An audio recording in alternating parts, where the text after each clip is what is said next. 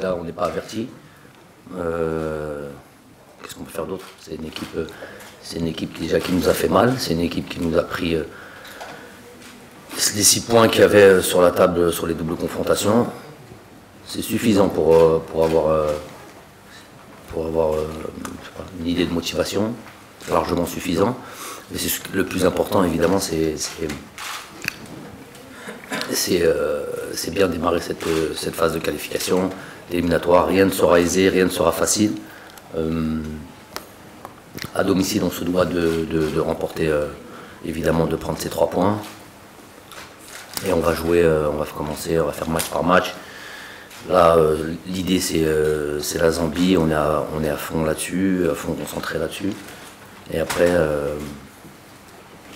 c'est bataille après bataille. Après, on réfléchira sur le Botswana et la difficulté d'un match à l'extérieur. Pour Yacine, effectivement, il a eu des raisons d'ordre familial que je tairai ici. C'est pas de mon ressort d'en parler. En tout cas, oui, il y a des raisons d'ordre familial. Et Yacine était dans de bonnes conditions, bonne disposition.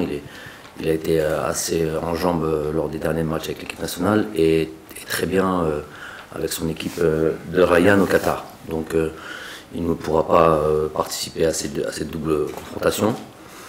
Ça c'est de 1, mais j'ai envie de dire, moi j'aime parler de ceux qui sont présents. Évidemment qu'il fallait dire 2 mots sur Yacine pour à la limite rectifier s'il y a différentes rumeurs ou voilà, discussions inutiles à son sujet. Donc effectivement, ça, je confirme, raison familiale. Mais moi j'aime l'idée qu'on puisse aussi compter sur d'autres joueurs et notamment on va dire le retour en forme d'un Hilal Soudani qui on sait qui a fait beaucoup d'efforts pour redevenir performant. Il l'est, il marque des buts, il est assez en jambes aussi. On voit bien qu'il a fait une belle rééducation et beaucoup de travail. Je sais que après des blessures comme celle-là, surtout quand on approche de la trentaine, il n'est jamais aisé et jamais facile de revenir à son meilleur niveau. On ne dit pas qu'il est encore à 100%, mais on dit qu'il est très bien à partir du moment où il a du temps de jeu, où il joue en championnat. Vous savez qu'il n'est pas qualifié pour la Champions League. Il joue régulièrement en championnat et il marque des buts. Donc on va plus mettre l'accent sur l'arrivée de Hilal et Inch'Allah qui continue à être aussi performant à l'équipe nationale qu'il ne l'a été jusqu'à présent. Ça c'est pour Brahimi Soudani. Pour ce qui est des joueurs, on va en parler. On va parler d'Adem Zodgan. On va commencer par le plus jeune. C'est un joueur sur lequel que j'avais remarqué depuis la saison dernière. J'ai vu pas mal de rencontres. Et c'est un joueur qui m'est vraiment très intéressant. Assez éduqué dans son jeu. Une certaine forme de maturité, de compréhension des différentes phases de jeu. Ce qui me fait dire que quand à un si jeune âge on arrive à comprendre dans l'entrejeu comme ça, comme il joue, comprendre les différentes situations, ce qui me fait dire qu'il y a une forme d'intelligence où en même temps on peut dire qu'il a été bien formé. Et c'est un joueur qui a passé toutes les sélections nationales. J'aime aussi cette idée de continuité, surtout quand on le mérite. Il ne manquait plus qu'il ne puisse jouer à un plus haut niveau.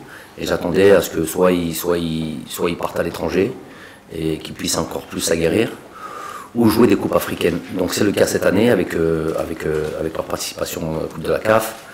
Il y a aussi ces matchs avec les U23. Certes, ils ne se sont pas qualifiés pour cette phase finale, mais voilà, jouer des matchs de compétition continentale.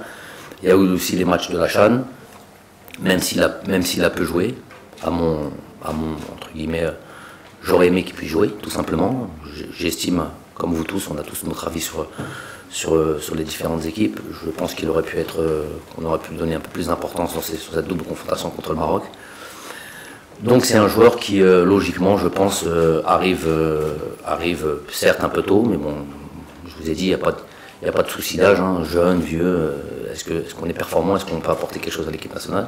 Voilà ce qui m'intéresse. Donc un joueur à suivre et à confirmer l'idée que je me fais de lui. Donc après pour Mohamed Halemia, donc c'est un joueur aussi que j'avais vu déjà lors d'un stage à Doha avec une équipe qu'on avait préparée pour voir un petit peu ce qui se faisait dans le championnat national. Et il n'avait pas joué tout le match. Il y avait Loussif qui avait joué et lui il avait joué une partie du match, mais bon, j'avais déjà eu un bon feeling par rapport à lui. C'est un joueur qui est capable de bien défendre et en même temps d'être assez à l'aise techniquement, se porter vers l'avant assez facilement, très à l'aise avec le ballon. Et l'idée qu'il soit parti comme ça en Belgique, en deuxième division belge, là où c'est rude, très difficile, cette idée-là me plaît. Ça veut dire que c'est un joueur qui a vraiment envie de percer et d'aller loin. On l'a observé sur 2-3 matchs avec son équipe. Nous avons un manquement à ce poste-là depuis voilà, le Zéphane qui n'a pas trouvé de club, les différentes options qu'on a pu utiliser avant n'ont pas donné satisfaction. Donc je pense qu'il était logique de donner l'opportunité à Halemia de nous rejoindre. À lui de montrer qu'il est capable de rester dans ce groupe et de s'installer. Après nous avons Rahou, Maxime Spanon. C'est un joueur aussi, là aussi il y a depuis la retraite de Rafik Halish, nous avons un manque à ce poste-là. Il y a réellement un manque à ce poste-là dans notre football. Donc lui on a suivi, on sait que depuis la saison dernière on sait qu'il a la possibilité de jouer en équipe nationale d'Algérie. On a suivi pas mal de rencontres et on estime qu'il a les qualités requises en tous les cas pour pouvoir rejoindre ce groupe. Et après c'est toujours la même chose, vous avez la possibilité de rejoindre ce groupe-là parce que vos performances en club, parce qu'on voit en vous un potentiel. Mais après, l'idée c'est de confirmer dès que vous êtes là. Même avec peu de temps de jeu, parce que quand on a une charnière centrale comme celle qu'on a aujourd'hui, il est difficile de gagner du temps de jeu. Mais c'est ça la sélection nationale.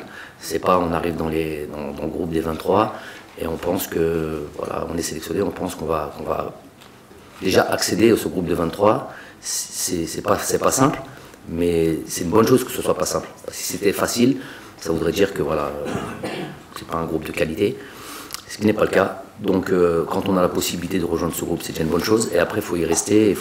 Et si on a la possibilité, l'opportunité d'avoir un peu de temps de jeu, il faut confirmer. Sinon, le prochain stage, difficile de réapparaître. La concurrence est rude et tant mieux pour nous. Première question, le début de l'introduction de votre question, quand j'ai dit que c'était difficile, j'ai pas dit impossible. Difficile et impossible, c'est deux termes différents. Impossible, c'est qu'il n'y a personne qui rentre, quoi qu'il arrive. Difficile, c'est là où il faut faire attention aux mots.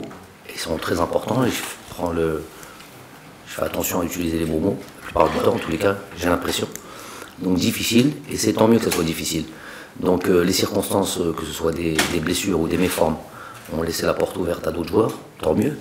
Mais voilà, j'ai jamais dit, évidemment, je suis en perpétuelle réflexion de dire que c'est impossible que ce groupe est fermé ad vitam aeternam, voudrait dire qu'il n'y a plus de travail, il n'y a plus d'observation, il n'y a plus à chercher à faire progresser le groupe. Non, c'est pas dans ma manière de faire. Il y aura toujours la possibilité d'intégrer des joueurs à partir du moment où ils sont performants, ceux qui sont présents l'être un peu moins. En tous les cas, on est toujours dans la réflexion, la prospection et l'analyse des matchs tous les week-ends. Donc, croyez-moi, on sera toujours, quand on mettra en groupe quand on mettra en place un groupe de 23, c'est qu'on aura bien réfléchi et qu'on aura estimé, le staff et moi-même, que c'est le meilleur groupe possible à l'instant T. Ça, c'est pour le début de votre question. Pour ce qui est des statistiques que vous nous avez données, qui restent des statistiques qui sont données tout le monde est à même de sortir des statistiques. Et le football, évidemment, n'est pas une science exacte. On peut commencer comme ça. Les statistiques, c'est bien, ça donne certaines informations, mais pas toutes. La vérité d'un terrain n'est pas celle derrière un bureau ou derrière un ordinateur. Si c'était comme ça que ça se passait, le football, il y aurait beaucoup d'autres équipes qui gagneraient. Maintenant, où je vous rejoins, et ce que vous relevez est important, c'est qu'aujourd'hui, pas seulement avec l'équipe nationale d'Algérie, mais avec d'autres équipes, beaucoup d'équipes, on peut s'apercevoir qu'une possession n'est pas une garantie de victoire. C'est même des fois, ça sera encore une histoire de statistiques, je vous laisse ça à vous. Faudrait voir si, même en ayant justement, quand il y a une très grande différence dans la possession, généralement on gagne le match, mais quand c'est plus ou moins égal, si c'est du 60-40, 55-45, quelque chose comme ça, c'est pas obligatoire de gagner des matchs. Il y a aujourd'hui ce qu'on appelle les transitions. On peut faire très mal sur une transition défensive offensive et puis marquer des buts, être très équilibré, très en bloc et même j'allais dire ne même pas être en danger alors qu'on n'a pas la possession de balle. Quand on regarde le match contre la Colombie par exemple, le dernier, la Colombie a un peu plus de possession de balle que nous. Mais pour autant, ils ne marquent pas, nous en marquons 3. Je pense que c'est une bonne image un petit peu, ça explique un peu bien mon propos. C'est qu'aujourd'hui, le tout c'est d'être très solide, très bien en place, et puis faire mal quand on a le ballon, être utile. Une possession stérile, je ne suis pas pour. Maintenant, une possession où on se crée beaucoup d'occasions, où on va vers l'avant, où il y a quand même un peu de verticalité, là je suis d'accord. Maintenant, si c'est pour la possession, moi ce qui m'intéresse c'est de gagner les matchs à la fin. Un peu plus récent, le match Manchester City-Liverpool par exemple, ou City, il faudrait voir encore faudrait voir aussi les statistiques, mais je suis quasi certain qu'ils ont eu la possession de balle, une grosse partie du match. Puis finalement, il y a 3 ans pour Liverpool. Donc voilà. Non, s'ils sont revenus de blessure, c'est qu'ils sont, et qu'on les a sélectionnés, c'est qu'ils sont aptes à jouer. Les petits bobos comme ça, notamment ceux qu'avait Rami, ça n'a pas été long. C'est juste vous qui vous êtes alarmé très rapidement en disant qu'il allait être absent. Donc nous, on sait au quotidien ce qui se passe. Nous, on est là régulièrement, on a les vraies informations, on a les vrais rapports médicaux, donc on sait ce qui se passe. Donc, il n'y a pas de... Rami s'est arrêté 4 jours, un truc comme ça. 4 jours à la limite, c'est du bon repos. Je préfère à la limite des fois couper comme ça, c'est bien. Donc pour Rami, c'est du cas par cas. Pour Rami, il n'y avait pas à s'inquiéter. Je savais très tôt c'était juste vos titres qui faisaient qu'on était dans le suspense. Mais moi, j'étais pas dans le suspense, je savais exactement ce qui se passait. Ça c'est pour Rami. Pour Islam, certes, c'était un petit peu plus prononcé. Il a raté, je crois, 2 matchs, un match de Coupe de la Ligue, un match de Marseille, mais il avait déjà beaucoup joué avec son équipe. Il avait joué un match en sélection, un match contre le Congo, une partie du match aussi contre la Colombie, donc il les enchaînait les matchs. Donc à la limite, lui c'était un petit peu plus délicat. Il est revenu, il a fait un très bon match encore dernièrement, même s'il est arrivé chez nous encore un petit peu fatigué et ressent quelques petites... je ne sais pas si on va appeler ça des douleurs, mais un petit peu inconfortable sur certains mouvements. Ça ne devrait pas être un problème. Après, pour Hillel, voilà, on espère tous que c'est de l'histoire ancienne. Il n'y a plus de soucis. Il est revenu. J'ai introduit le truc, la conférence de presse là-dessus en parlant de lui. Il a fait le nécessaire pour être disponible. Il est fort. Il marque des buts. Il est performant. Donc, Inch'Allah, son problème, c'est de l'histoire ancienne. et voilà, qu'on voie encore un Hilal Soudani performant, notamment en équipe nationale. Bien sûr, il y a des peines. Non, mais la Zambie, déjà je vous ai dit, en termes de... On n'a pas ce problème-là, on n'a pas ce souci de prendre les matchs à la légère ou tomber dans de l'insuffisance, ou se dire que voilà, on est plus fort qu'eux et ça va et sur le papier et puis ça va rouler tout seul. Juste, déjà, un, on n'a pas ça. Deux, on est obligé de préparer cette rencontre en parlant, notamment avec les joueurs, en parlant de cette double confrontation qu'il y a eu il n'y a pas si longtemps que ça. C'était pas il y a 10 ans, c'était il y a 1 an et demi. Et elle a fait mal, cette double confrontation en éliminatoire de Coupe du Monde contre la Zambie. Donc déjà, il y a un sentiment, normalement, qui devrait naître chez les joueurs, un sentiment de revanche. J'ai vu des déclarations d'un joueur, du capitaine, je crois, en tout cas l'ex-capitaine, parce que suite à ces déclarations, je crois qu'il n'a même pas été convoqué. Mais en tous les cas, qui dit qu'ils vont venir, en gros, qu'ils vont venir pour gagner. Bon, tout ça, il a le droit de le dire, hein, pas de problème. Mais, donc ça suffit en termes de motivation et en termes de préparation. Ensuite, nous, on sait que maintenant, tout le monde le sait, il n'y a plus de petites équipes en Afrique. Tous les matchs sont difficiles. Jouer contre le champion d'Afrique, c'est un peu plus de motivation, un peu plus de, j'appelle ça des suppléments d'âme. Donc nous, nous maintenant, ça c'est notre lot quotidien.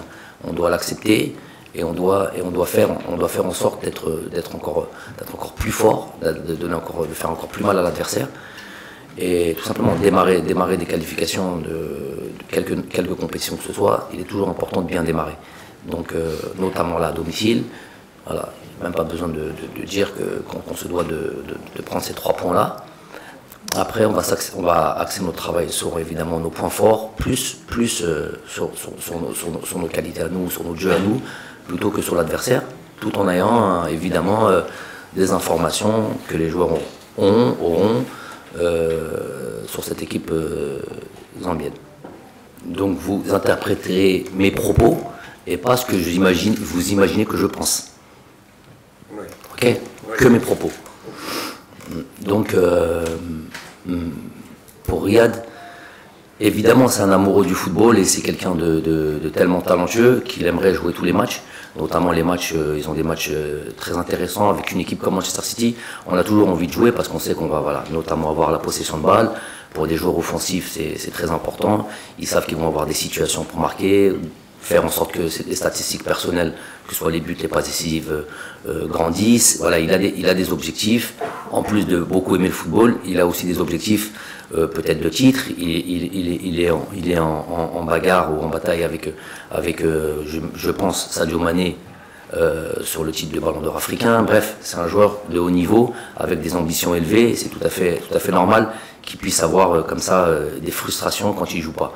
Moi déjà, premièrement, je vais devoir être mesuré dans ma réponse parce que j'ai pas envie de le mettre en difficulté en club.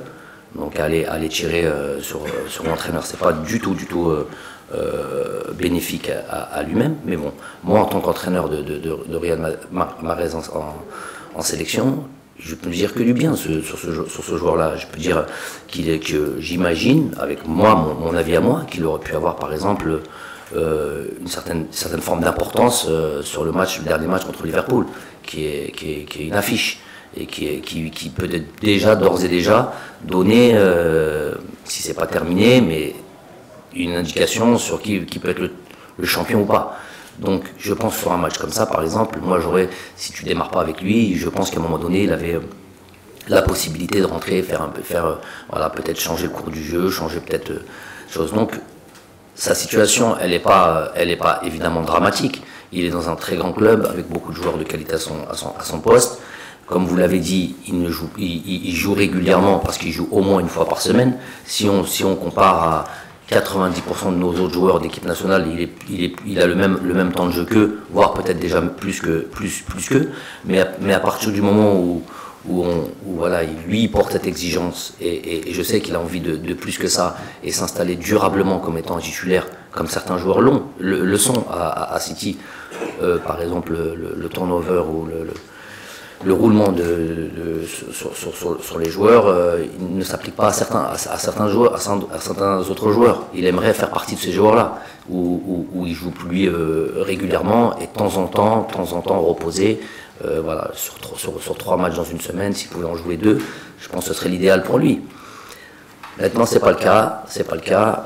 Moi, ça me pose pas problème en sélection parce qu'il arrive, je vous dis, avec un minimum de temps de jeu et il est plus que prêt à enchaîner les matchs. Maintenant, à titre individuel, c'est vrai que lui, il commence à, voilà, je vais pas dire s'impatienter, mais je veux dire que ça le frustre parce qu'il aime fondamentalement le football et parce que voilà, il a envie de grandir, marquer des buts, faire des passes décisives. C'est ça qui l'anime. Mais bon, c'est toujours un grand plaisir pour lui de rejoindre l'équipe nationale, ça c'est sûr. Et généralement, quand Riyad vient comme ça, il a une telle soif de jouer devant son public, pour représenter son pays. C'est c'est important pour lui, c'est beaucoup de bonheur pour lui. Donc, nous, Inch'Allah, on risque de voir un très bon Riyad contre la Zambie, Inch'Allah. À ce niveau-là, je pense pas qu'on doit se baser sur ce qu'on a lu, ce qu'on a entendu. Il y a des rapports directs à avoir. Quand moi je me déplace à Naples, je me déplace directement. Quand on communique, à la limite, c'est par une personne où on est sûr que le message arrive de manière très claire. Après, moi, utiliser un peu les médias pour faire passer des messages. Il y a d'autres moyens, je veux dire, on peut faire les choses directement. Mais à la limite, j'ai pas trop envie de m'attarder là-dessus. Je sais que ça va faire les choux gras demain. C'est pas ce qui m'intéresse, moi. Ce qui m'intéresse, c'est déjà aujourd'hui, le joueur est en difficulté, il a des problèmes de santé qu'il n'a pas totalement réglés.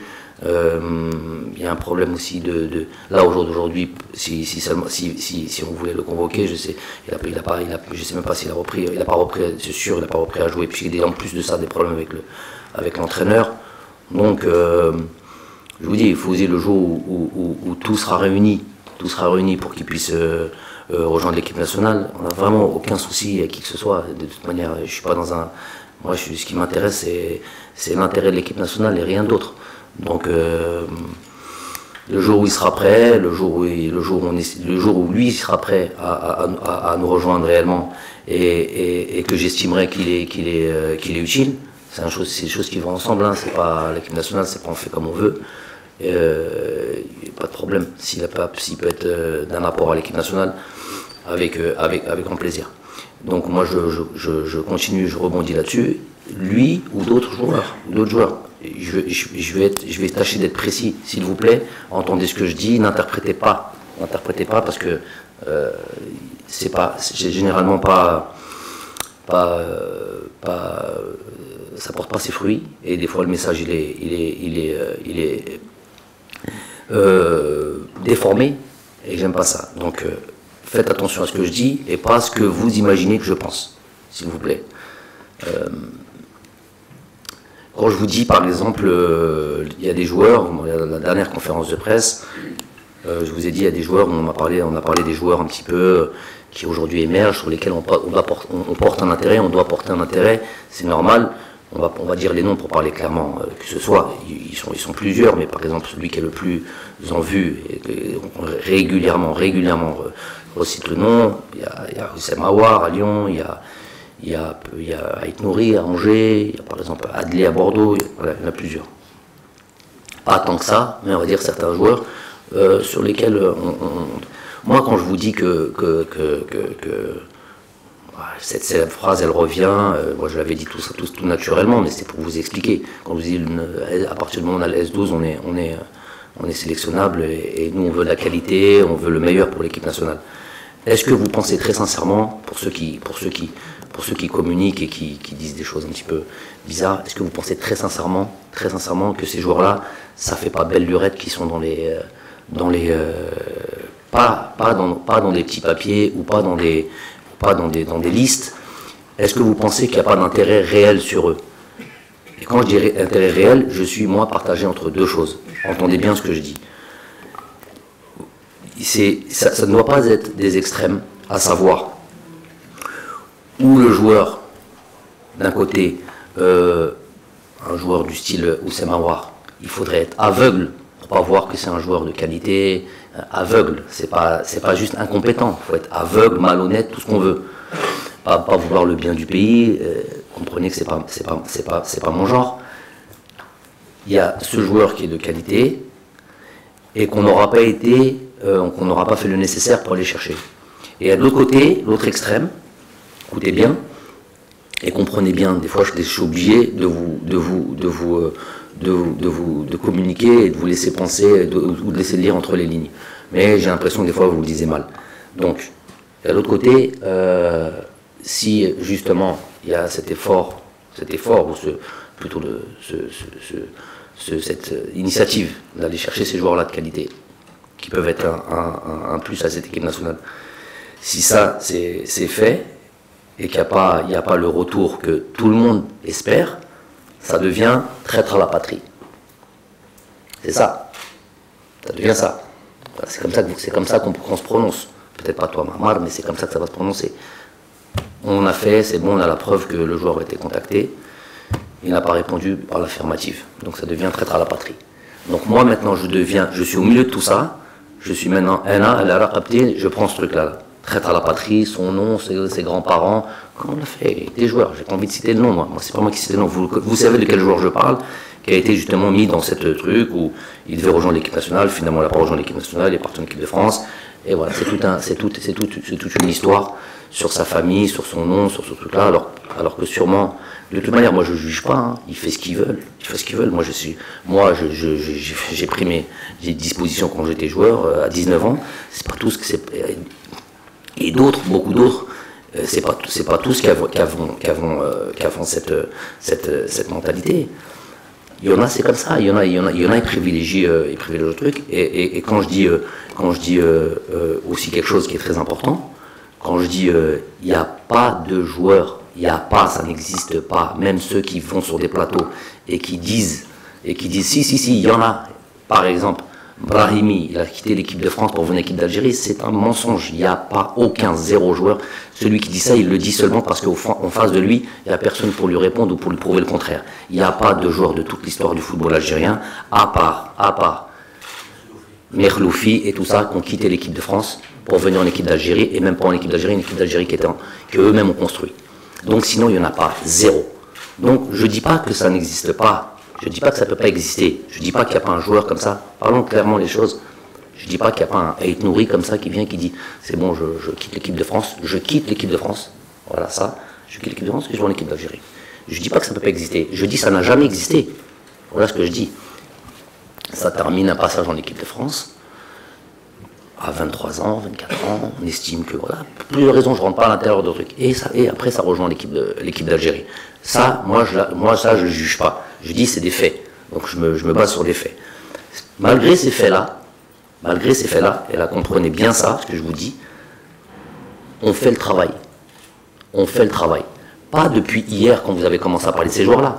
Non, depuis belle lurette, depuis un moment. Mais puisque j'ai pas envie de mettre ces gars et ces gens en difficulté, j'ai pas envie de les mettre en difficulté, et j'ai pas envie que demain, moi, je porte le fait que tout un pays, peut-être, on est dans les extrêmes. Voilà. Et que j'ai pas envie que ça devienne la risée, et on va commencer à sortir des termes très très durs. Eux, ils savent. Et c'est pour ça que je vous ai dit, et après on a dit oui, mais c'est pas notre travail. Non, si c'est votre travail. Je vous ai dit, allez les voir, puisque vous connaissez ces joueurs, allez les voir, et demandez-leur est-ce que vous avez été contacté. Voilà, allez les voir. Et là on me dit, c'est pas notre travail. J'entends ça. C'est toujours. Comment? Donc vous avez fait cette démarche-là. Oui, auprès de l'OM. Vous avez fait des démarches. Félicitations. C'est ce que moi je veux que vous fassiez. Je dis, c'est pas vous soumettre à notre. Nous, notre travail, on le fait. Quand vous allez voir certains joueurs, cette fameuse question, vous l'avez tous posée. Est-ce que vous avez été contacté par la FAF? Tout le monde l'a posé cette question. Maxime Spano, le dernier arrivé là, et la question elle arrive en premier. Comment tu t'appelles, Maxime Spano? Est-ce que vous avez été contacté par la FAF? Donc, posez la même question, tout simplement. Je ne vous dis pas que vous devez faire notre travail. Quand vous ferez ça, vous verrez les choses comment elles se passent. Donc moi, j'ai cette position un petit peu, entre guillemets, bâtarde, où je ne peux pas tout dire. Pourquoi? Parce que je n'ai pas envie de mettre les gens en difficulté. Mais en tout cas, le travail, il est plus que fait. Et pas depuis hier, et pas parce que vous avez cité des noms dans la presse. Je ne travaille pas avec la presse, moi. Je travaille avec ce que je vois, ce que je fais, et croyez-moi que le travail était fait. Voilà. Donc, tous ces joueurs-là, ne recitez plus leur nom, ne citez plus. Nous, le travail, on le fait. Maintenant, eux, peut-être que vous, et je vais terminer là-dessus, vous, Algériens, en face de moi j'ai des journalistes, mais des Algériens, je m'adresse à tous les Algériens, l'envie que vous avez de voir ces joueurs porter les couleurs de l'équipe nationale parce que vous les voyez brillants dans leur club, vous les voyez jouer en première division et vous imaginez l'avenir avec eux, tout c'est tout. Ce que vous voyez, je le vois, parce qu'à un moment donné, les choses, on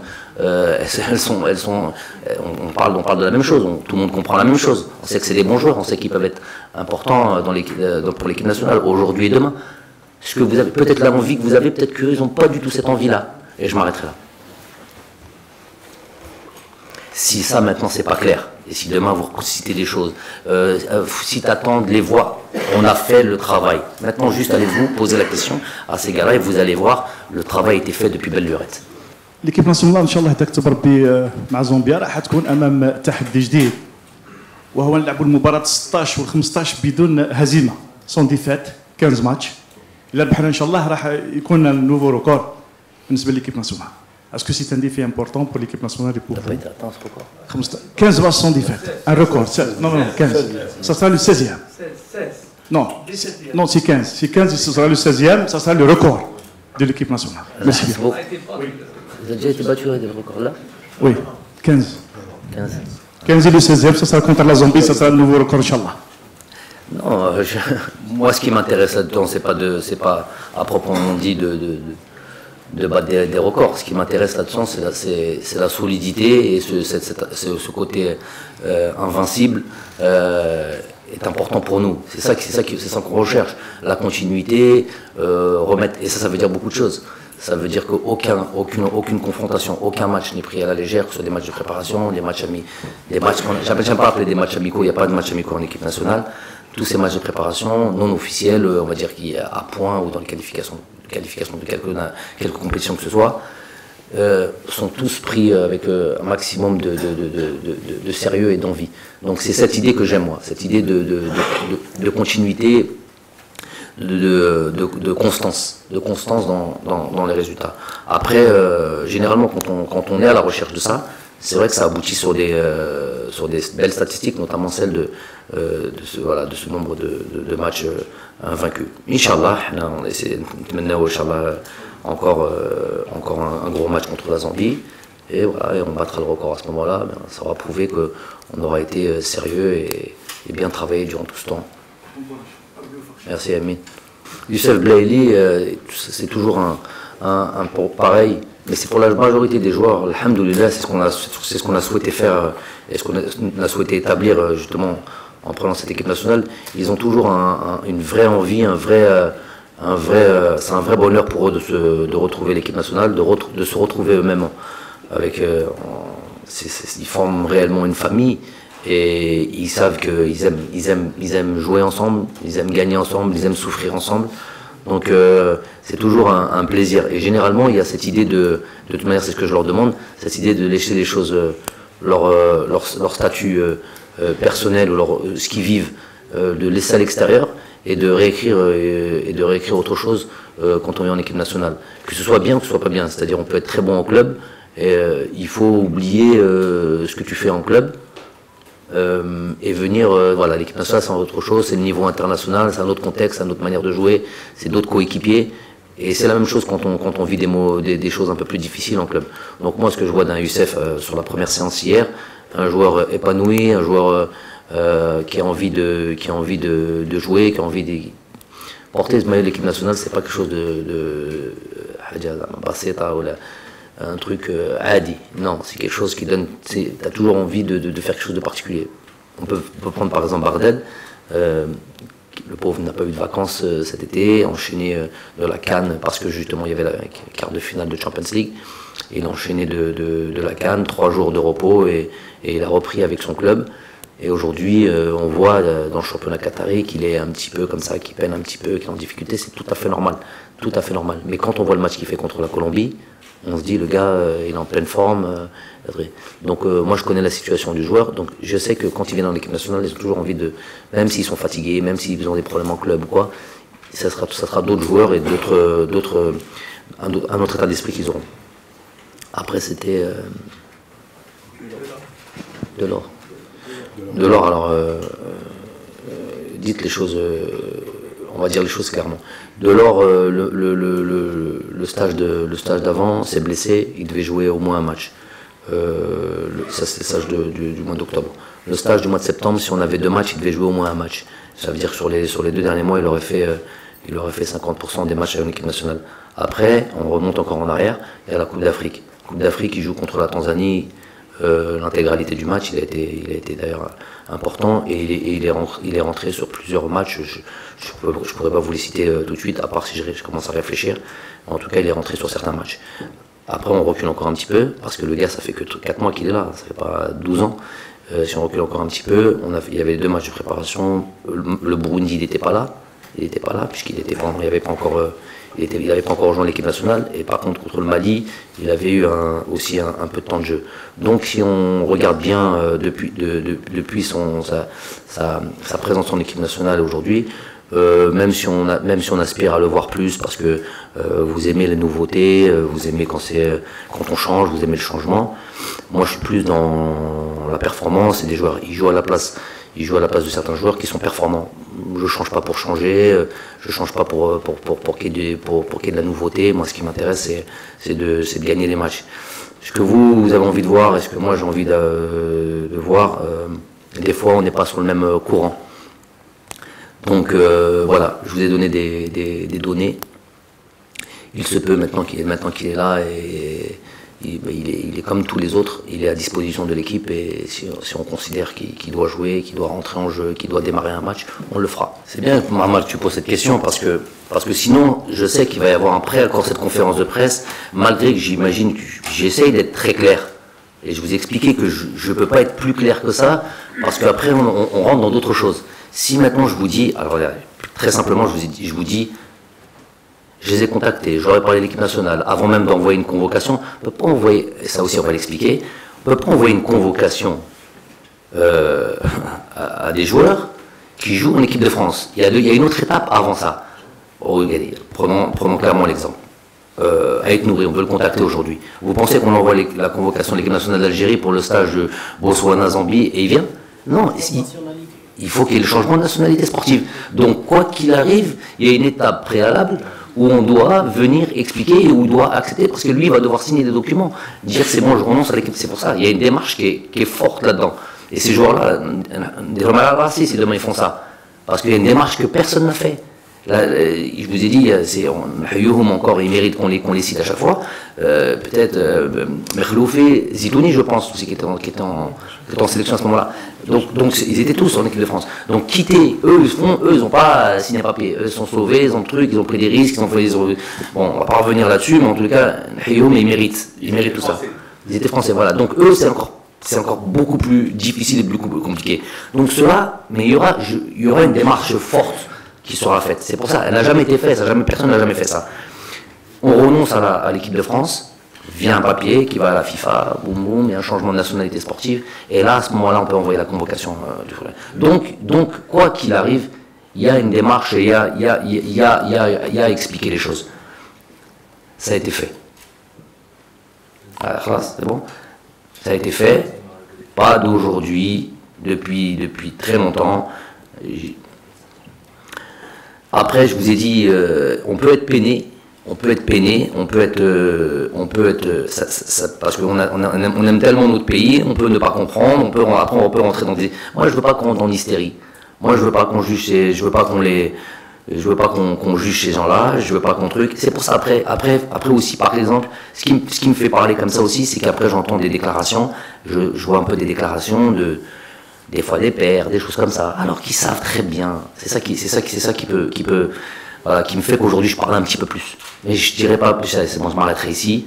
Mais voilà, il faut avoir un peu de pudeur. Vous prenez vos dispositions, vous avez vos plans de carrière, vos plans de vie, vos plans de... Voilà. Et moi, il n'y a pas à être... Je suis d'accord, je suis pas d'accord, ils n'en ont rien à foutre.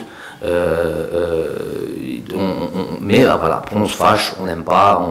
Après voilà, on tombe pas dans les extrêmes. Allah yas'al alayh. Celui qui veut nous rejoindre, marhaba. Celui qui veut pas, Allah yas'al alayh. Qu'est-ce que vous voulez qu'on dise? Les choses, elles ont été de toute manière, vous pouvez le voir, je pense que je suis pas si mauvais client que ça. Je parle, je communique. Donc, pas tous les jours, ça sert à rien. Mais quand j'explique, j'explique. Donc, vous pouvez imaginer que jamais, déjà des joueurs qui ne jouent pas en équipe de France, ou qui ne jouent pas dans une autre équipe, et juste avant de les convoquer, je fais en sorte de bien leur expliquer où ils vont mettre les pieds, ce qu'ils vont mettre les pieds, alors qu'il n'y a pas le souci de truc. Et parce que j'aime bien expliquer les choses, j'aime bien quand le joueur arrive, tout est déjà dans sa tête et il sait ce qu'il en est. Alors des joueurs qui sont dans une position où quoi qu'il arrive, l'explication du projet, de ça, doit être fait, c'est incontournable, croyez bien qu'on... Bon, moi je pensais que vous m'accordiez au moins ce bénéfice du doute là-dessus. Ben, il s'avère que non, soit on le fait exprès, soit on cherche la polémique qui ne sert à rien, pour rien du tout encore. Je ne sais pas pourquoi vous faites ça, là, des fois je ne comprends pas. Et quand je dis vous, c'est pas tout le monde, hein, mais vous savez très bien qu'ils existent, on suit ce qui se passe, et ça veut toujours polémiquer pour rien du tout, même quand ça se passe bien. En tous les cas, nous ce qui est sûr, c'est qu'on fait le travail du mieux que l'on peut. Voilà, il passe par la phase normale d'une carrière où il doit se durcir, et il doit affronter, c'est ça, hein, c'est la dure réalité du football professionnel. Il est dans un club où il n'y a pas de sentiment, où en Europe c'est comme ça. Maintenant, s'il réussit, Inch'Allah, s'il réussit, ça deviendra un joueur voilà, qui sera passé par cette phase-là. Il ne faut pas que les choses soient faciles pour lui, mais il doit montrer des ressources mentales. Je savais de toute manière avant qu'il parte, je savais parce qu'il a une nature comme ça, peut-être un petit peu fragile. Où il a toujours été dans un confort et protégé, notamment au Paradou. Donc ça c'est et sortir de toute cette bulle rose. Moi je l'ai pas pris parce que je vous ai dit je m'en fous de l'âge, qu'il ait 19 ans ou qu'il ait 32 ans. Qu'est-ce qu'il peut ramener pour l'équipe nationale? Et j'ai pas le temps. Moi je suis pas là pour former. Je suis sélectionnant de l'équipe nationale. Moi ce qu'on me demande c'est de gagner. C'est ça non? On me demande pas de former pour je sais pas quoi. Moi je forme personne. Moi le joueur il doit arriver presque Kamel, il doit venir jouer et il doit être bon pour l'équipe nationale. Il n'y a pas de test, il n'y a pas de truc. T'es bon, tu continues, t'es pas bon, t'es vieux ou t'es jeune. Voilà, il y a peut-être un petit côté difficile, mais c'est la fonction qui est comme ça. La fonction, elle veut ça. Donc nous, Dichem, je suis content qu'il soit parti à l'étranger. Comme Edem, j'aimerais bien qu'il parte à l'étranger, qu'il aille se durcir, qu'il aille un peu comme Mohamed Reda Halmir.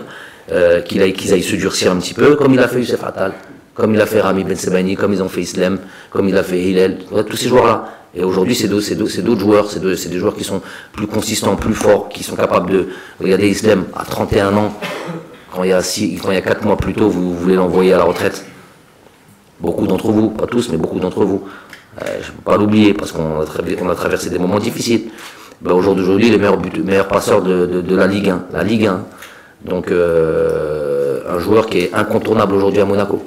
Donc ça c'est ce processus d'affronter les difficultés du professionnalisme.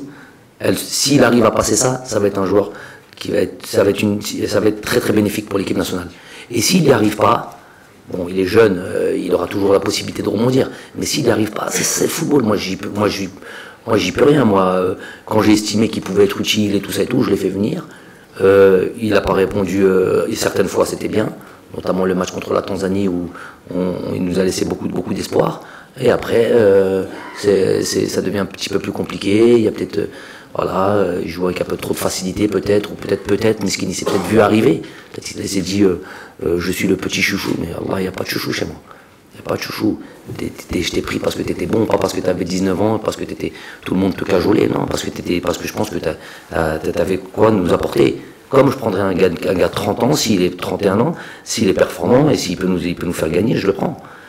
Donc voilà ma manière de fonctionner. En tous les cas, le plus important, c'est qu'Adéchem, Inch'Allah, il a un potentiel, il a vraiment des qualités bien à lui, qui pourraient bien sûr servir l'équipe nationale. Mais pour ça, il va devoir montrer aussi des qualités mentales et une force mentale incontournable, ça c'est sûr et certain. Surtout pas. Aucune stratégie. Non, moi je souhaite ça.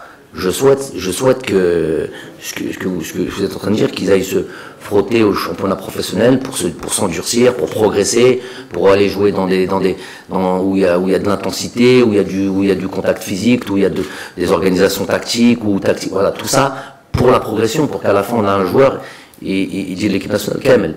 Maintenant, par exemple, mais quand je vois un joueur, et le truc c'est que si on pouvait avoir 23 joueurs comme ça, ok, il n'y a pas. Des fois, il n'y a pas. Donc, des fois, il y a des joueurs avec, par exemple, un Adem Zorgan, voilà, pour parler clairement, un Adem Zorgan. Dans ma tête, quand j'imagine l'équipe, de toute manière, c'est un peu la manière que je fais pour sélectionner mes joueurs.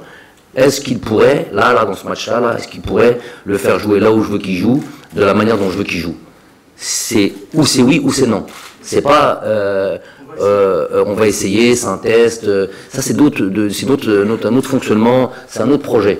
Maintenant, si on m'avait expliqué que le projet c'était ça, on m'aurait dit oui, voilà, l'objectif c'est de construire une équipe pour 2048 ou quelque chose comme ça, et il va falloir faire jouer des joueurs qui ont 12 ans et tout ça, et doucement et Kebro. On m'avait dit ça, et j'accepte, ok, on fait ça. Mais on m'a pas dit ça. On m'a dit il faut gagner, il y a des compétitions, sinon on te vire. Et suite à ça, on a fait la Coupe du Monde 2014 aussi, donc c'est vrai que le football est ainsi fait, le football est ingrat.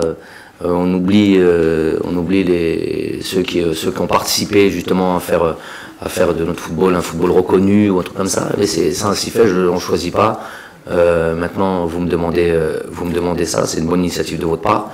Bien sûr, ces joueurs-là, cet entraîneur-là qui était avec ces joueurs, et qui ont permis justement de casser cette mauvaise dynamique des qualifications qui aboutissent sur rien du tout. Des phases de qualification qui aboutissent sur rien du tout, donc sûrement que ça a eu un impact de cette qualification Coupe du Monde 2010 sur celle de 2014, ce qui nous amène à 4 participations de Coupe du Monde, ce qui fait de nous et qui confirme qu'on doit être un grand du continent africain. Donc toutes ces générations participent à faire en sorte que vous ayez une réputation, un respect, et c'est très important aujourd'hui quand on joue contre une équipe. Quand ça vient jouer contre l'Algérie, ils voient ça. 4 participations à une Coupe du Monde, c'est pas une petite équipe. Ce qui fait que quand on a pris nos fonctions, nous, il y a un peu plus d'un an maintenant, cette idée, c'est ça qui me faisait presque mal au cœur, parce qu'évidemment, on suivait tout ce qui se faisait, et quand on voyait qu'on perdait contre des petites équipes, tout cet acquis, le respect qu'on a obtenu par la force des choses et ses résultats a été entaché, a été via ces mauvaises performances. De toute manière, moi je me sers toujours de ça.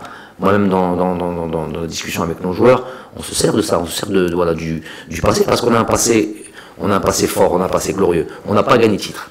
À part la Coupe du Monde, à part la Coupe d'Afrique 2010, on n'a pas gagné de titre. Mais c'est difficile de gagner des titres en équipe nationale.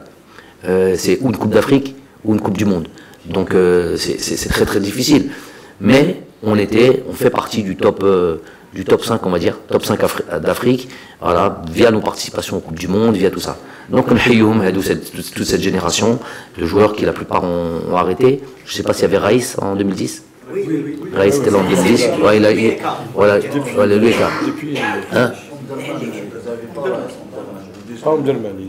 Non, mais il est arrivé à la Coupe du Monde. Non, voilà, donc pas bien ça. D'accord. Donc nous, en tous les cas, on a tout Saha parce que aussi avec ce match héroïque qu'ils ont pu faire. Et ben alors là, on va rentrer dans la romance un petit peu. Peut-être que nous, on a bénéficié. Je ne sais pas si c'est purement de la romance, ou c'est croire en certaines choses. On a peut-être bénéficié des Hagra qu'ils ont eu en 2009, justement au Caire. J'ai notamment souvent repris l'idée qu'un Rafik Halish qui revient en Égypte et qui revient et qui gagne là-bas. Je sais pas, il y a comme une ironie du sort, une chose qui fait que voilà, il est parti de ce pays ensanglanté et il revient et il repart champion d'Afrique chez eux. Donc, Yatom Saha, et ils méritent tout notre respect. Et si vous pouvez à votre niveau les honorer, eh ben, ils le méritent largement. Coach, c'est le dernier stage d'une année exceptionnelle et mémorable. Quel sera votre message et votre discours envers les joueurs à la fin de ce stage, sachant qu'il y aura la reprise ici en mois de mars avec l'entame des éliminatoires de la Coupe du Monde? Est-ce que les cartes justement seront redistribuées au mois de mars?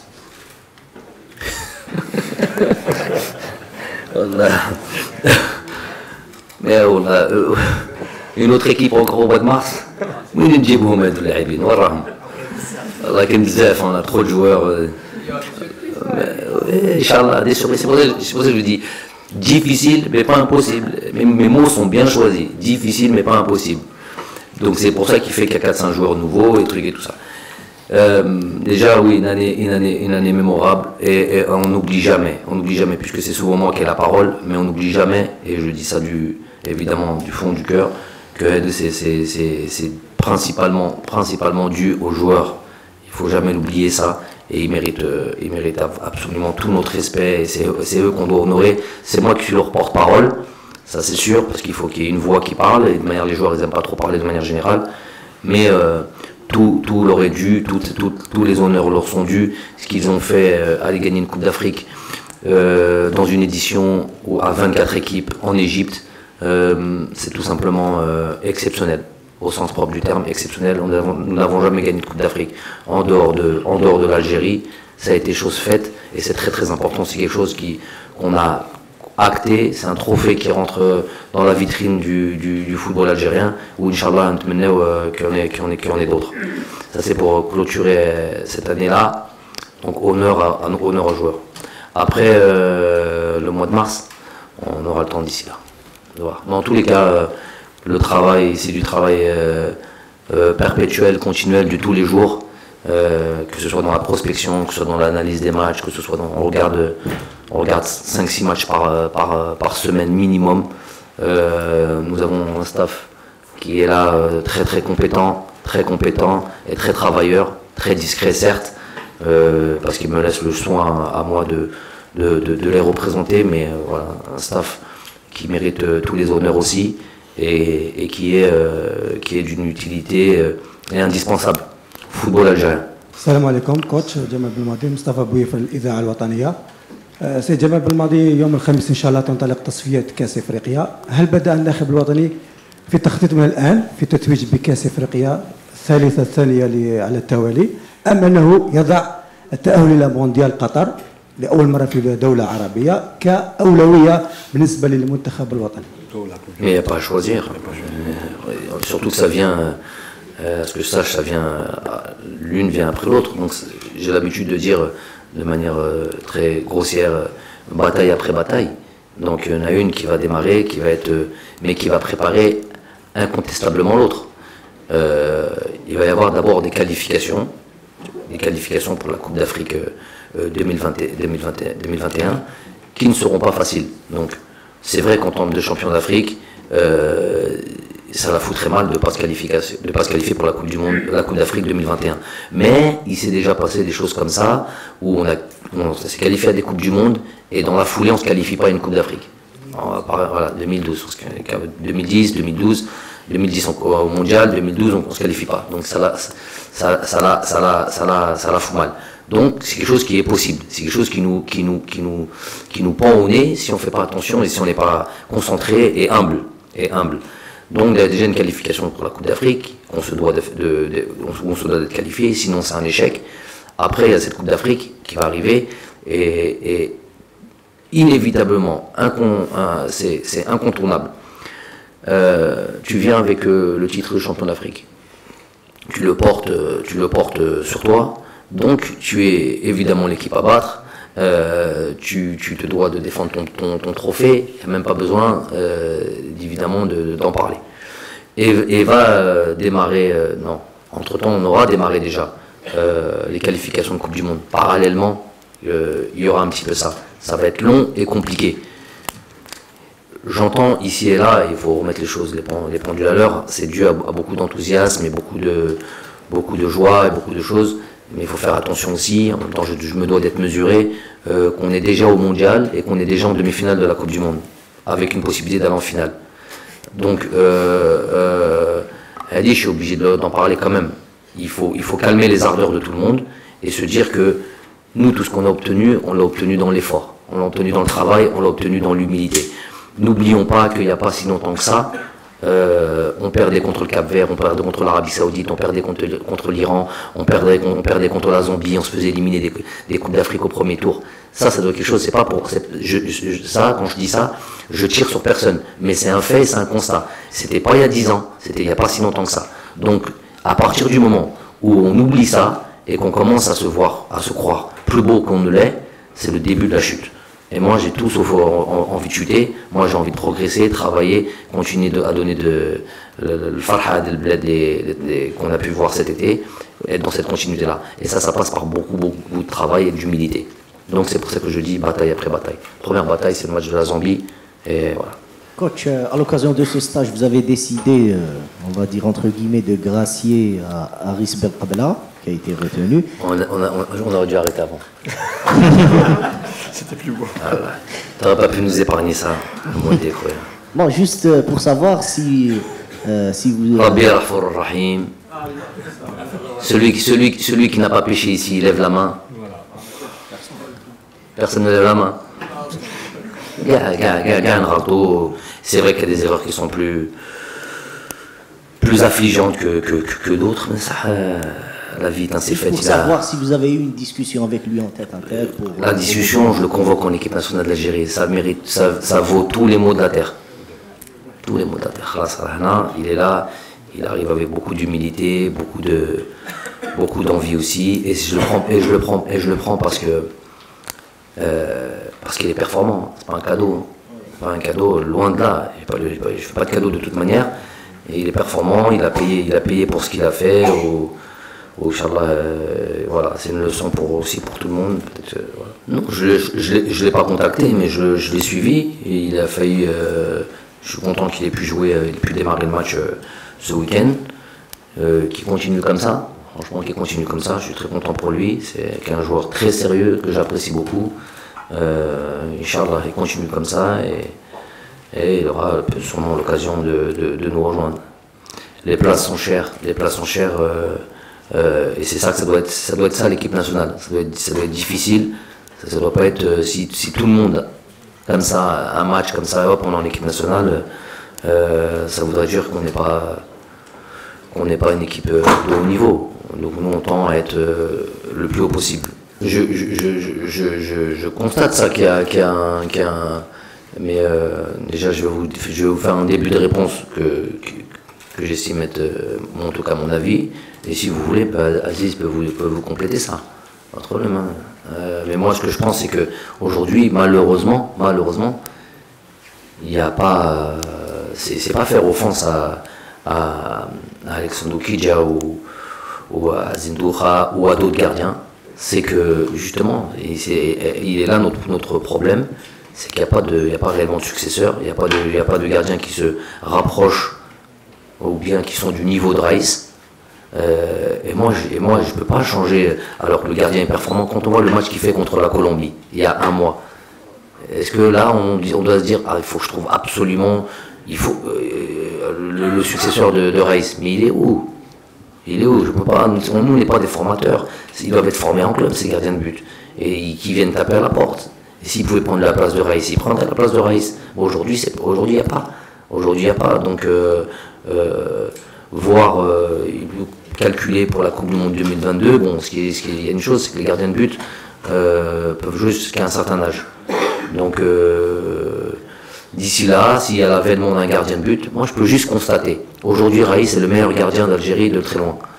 Après, j'estime que Alexandre Kidja et Azim Doukha font partie, en gros, ça fait partie des 3 meilleurs.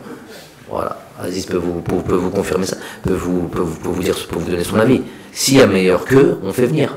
Maintenant, moi, je ne peux pas former des gardiens. Et c'est pas en donnant... Oui, mais donner la chance. Donner la chance. Si on n'estime pas, avant qu'ils viennent jouer en équipe nationale, on n'estime pas déjà par nos analyses, capable de jouer en équipe nationale. C'est pas en venant en équipe nationale qui va devenir Superman le jour qu'il vient en équipe nationale. C'est pas comme ça. L'équipe nationale, c'est pas un truc pour tester, hein, c'est pas un laboratoire. Hein. Faut avoir le niveau et après, il faut confirmer. Mais ce que je viens de dire là, je me suis fatigué pour te dire tout ça. Le cheveu de main. Mais non, j'ai évoqué l'immédiat. J'ai dit au jour d'aujourd'hui, il n'y a pas de successeur. Tout près. Il n'y a pas de successeur. Dites-moi s'il y en a un qu'on a raté. Il n'y a pas de successeur de Raïs. Il est de très loin le meilleur. Après, moi, je vous ai dit, c'est pas moi qui forme les joueurs. Hein. C'est pas moi qui forme les joueurs. Moi, je suis là pour constater et sélectionner.